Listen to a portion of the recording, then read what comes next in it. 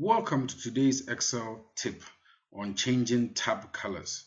At times in your workbook, you have multiple tabs and you want to change the color of the tabs since by default they're all gray.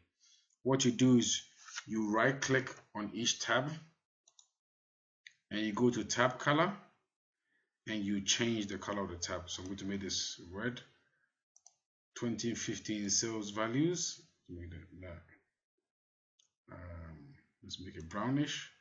Then country data, I change the tab color to green.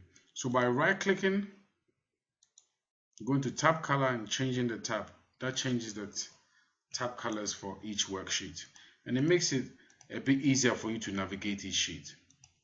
Thank you.